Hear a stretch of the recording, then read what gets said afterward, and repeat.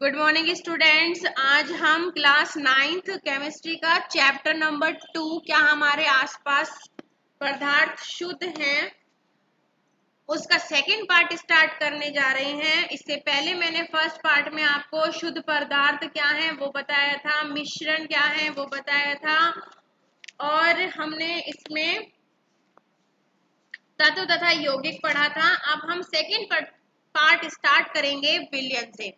तो विलयन क्या होते हैं?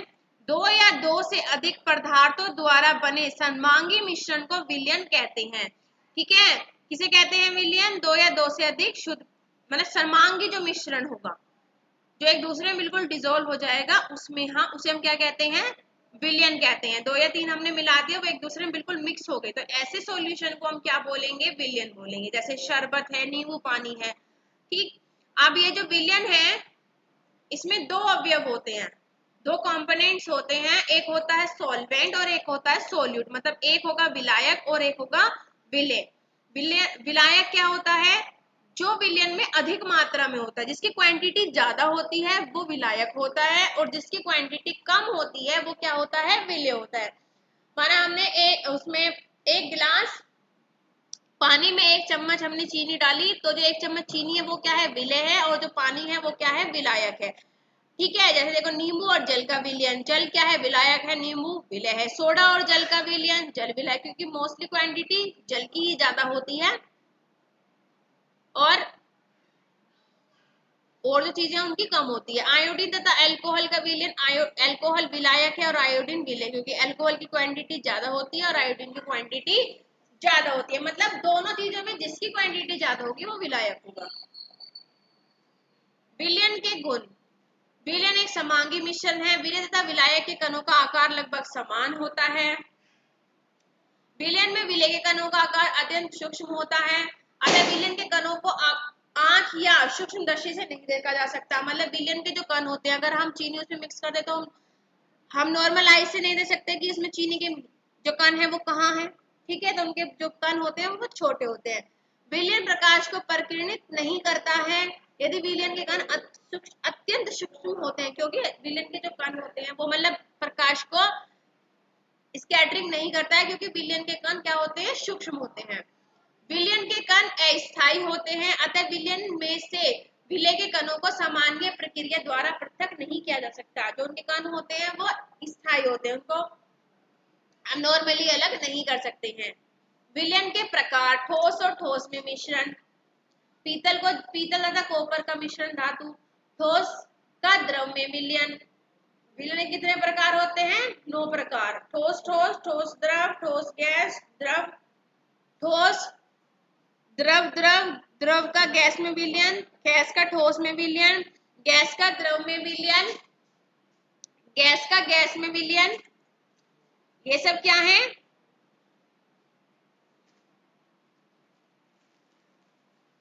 विलयन के प्रकार हैं। अब ये किसके आधार पर था? विलय विलायक की भौतिक अवस्था के आधार पर था। ठीक है, अब सांद्रण के आधार पर विलयन निम्नलिखित प्रकार के हो सकते हैं। सांद्रण के आधार पर विलयन कितने प्रकार के होते हैं? ये दिए हुए हैं 3545 पॉइंट। फर्स्ट है तनु विलयन। वह विलयन जिसमें विलायक की मात्रा विलय की तुलना में बहुत अधिक होती है, जिसमें विलायक की मात्रा बहुत ज्यादा होगी और विलय की मात्रा बहुत कम होगी, तो हम उसको क्या बोलेंगे? ऐसे विलयन को तनु विलयन बोलेंगे। सांद्र विलयन में विलायक विलय की तुलना में या तो कम होगा, मतलब कमी या तो डिफरेंस कमी होगा दोनों में, विलायक और विलय में, या फिर बिल्कुल इक्वल होंगे। तो ऐसे विलयन को हम क्या कहते हैं? सांद्र विलयन कहते हैं, जिसमें विलय की क्वांटिटी ज्यादा होती है, थोड़ी विलायक की क्वांटिटी। थर्ड है हमारा संतृप्त विलयन। वह विलयन जिसमें स्थिर ताप पर और अधिक विलयन नहीं घोला जा सकता संतृप्त विलयन कहलाता है। संतृप्त विलयन या असंतृप्त विलयन क्या होता है? संतृप्त विलयन होता है जब हम किसी भी चीज में, मतलब मान लिया हमने एक गिलास पानी में चीनी घोल रहे हैं, तो वो उस पर घुलती चली जाएगी। एक टाइम ऐसा आएगा जब वो चीनी पानी में घुलना बंद कर देगी। आप एक चम्मच डालोगे वो घुल जाएगी, दूसरी चम्मच डालोगे वो भी घुल जाएगी। लेकिन अगर आप ऐसी करते रहोगे तो एक टाइम ऐसा आएगा कि उसमें चीनी घुलनी बंद हो जाएगी। तो जिस टाइम पर चीनी घुलनी पानी में बंद हो जाए उस टाइम पर वो सॉल्यूशन क्या होगा, संतृप्त विलयन होगा। असंतृप्त विलयन क्या होता है, जब तक चीनी पानी में घुलती रहेगी, मतलब विलय विलायक में जब तक डिजोल्व होता रहेगा तब तक वो विलयन क्या होगा, संतृप्त विलयन होगा। एज ए डेफिनेशन अगर हम देखें तो यदि किसी विलयन में विलय की मात्रा, विलय पदार्थ की मात्रा संतृप्तता के लिए आवश्यक मात्रा से कम हो तो वह विलयन असंतृप्त विलयन कहलाता है। ठीक है। अति संतृप्त विलयन, जब किसी संतृप्त विलयन को गर्म किया जाता है तो इसमें विलय पदार्थ को घोलने की क्षमता में वृद्धि हो जाती है। अति संतृप्त विलयन क्या होता है, जब हम किसी विलायक को गर्म कर देते हैं, मतलब अगर हम वाटर को गर्म कर दें तो उसमें जल्दी चीनी घुल जाती है। ठीक है, तो उसमें चीनी घोलने की जो क्षमता है वो संतृप्त विलयन से ज्यादा हो जाती है। तो ऐसे विलयन को क्या बोलेंगे, अति संतृप्त विलयन बोलेंगे। ठीक है, जब हमें चीनी नहीं घुल रही होती है तो हम हीट करके गर्म करते हैं ना, तो ऐसे सॉल्यूशन को हम क्या बोलते हैं, अति संतृप्त सॉल्यूशन बोलते हैं।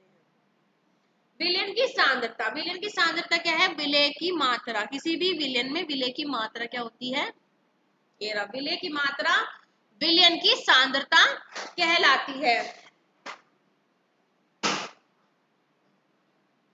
ठीक है, अब हमारा निलंबन। ये जो सॉल्यूशन है ये तीन प्रकार के होते हैं, एक निलंबन होता है, एक कोलाइडी सॉल्यूशन होता है, एक वास्तविक सॉल्यूशन होता है। वास्तविक सॉल्यूशन में तो हमारा नॉर्मल सॉल्यूशन आता है, निलंबन और कोलाइडी थोड़े अलग होते हैं जिसके बारे में हम पढ़ेंगे।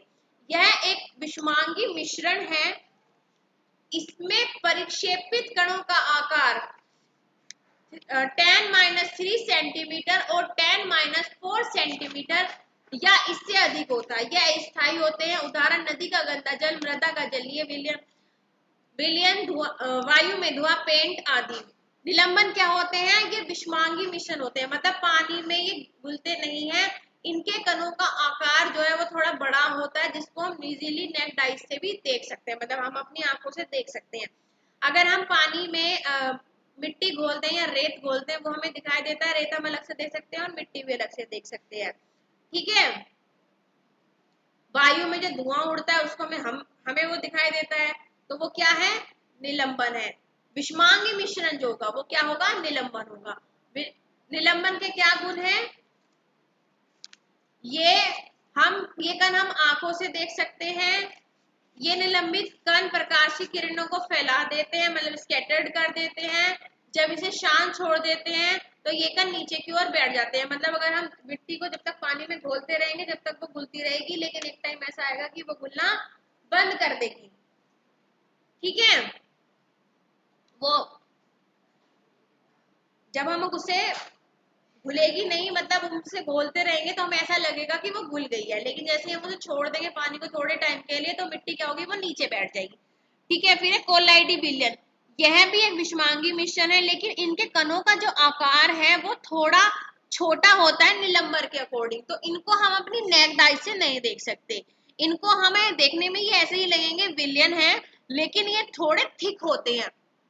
ठीक है, इनका जो सॉल्यूशन जो विलयन होते हैं थोड़े गाढ़े होते हैं, जैसे ग्लीसरीन है या गोंद है और हमारा ब्लड है, ये सब किसके एग्जाम्पल है, कोलाइडी विलयन के एग्जाम्पल है, जिनमें कणों का आकार वास्तविक विलयन से थोड़ा बड़ा होता है और निलंबन से थोड़ा छोटा होता है।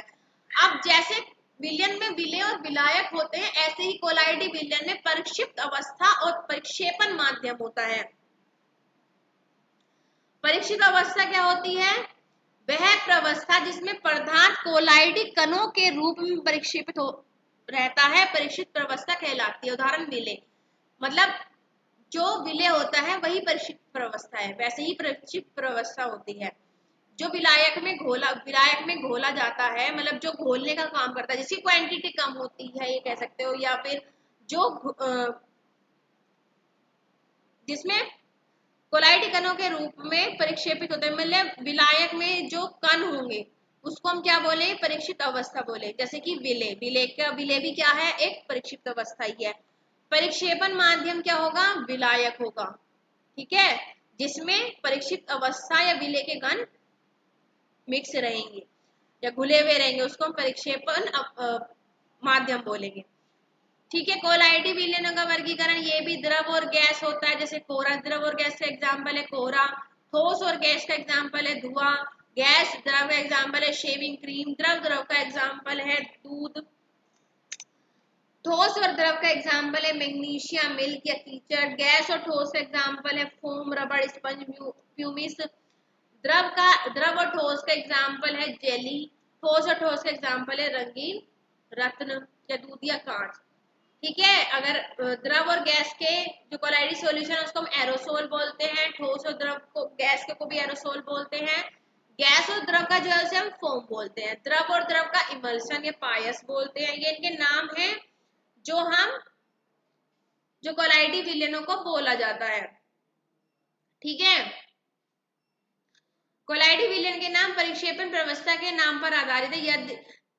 जैसे यदि परिक्षेपण माध्यम जल है, परिक्षेपण माध्यम अगर किसी में जल है, एल्कोहल है या वायु, तो कोलाइडी विलयन का नाम हाइड्रोसोल होगा। मतलब अगर परिक्षेपण माध्यम जल है तो उस कोलाइडी विलयन को हम हाइड्रोसोल बोलेंगे।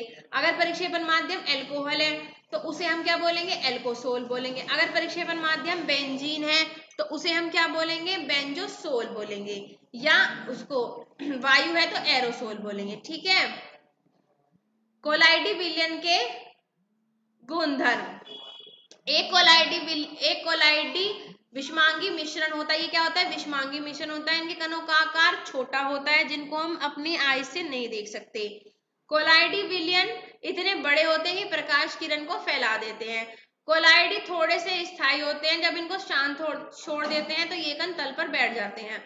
ये भी क्या होते हैं, अगर इनको हम ऐसे छोड़ देंगे तो ये तल पर बैठ जाएंगे। ठीक है, इनको हम छान के फिल्टर करके अलग नहीं कर सकते हैं। ठीक है, तो यहां तक आपका पार्ट 2 होता है। इसके बाद हम पार्ट 3 पढ़ेंगे नेक्स्ट वीडियो में। तो यहाँ तक के लिए इतना ही। अगर आपको यहाँ तक कुछ समझ में नहीं आया हो तो आप पूछ सकते हो ग्रुप में। आई होप कि आपको समझ में आ गया हो। इस चैप्टर को आपको अच्छे से रीड करना है, पढ़ना है। अगर कुछ समझ में नहीं आ रहा है कहीं भी तो आप मैसेज के थ्रू या वॉइस मैसेज के थ्रू पूछ सकते हो। ठीक है, तो थैंक यू स्टूडेंट्स।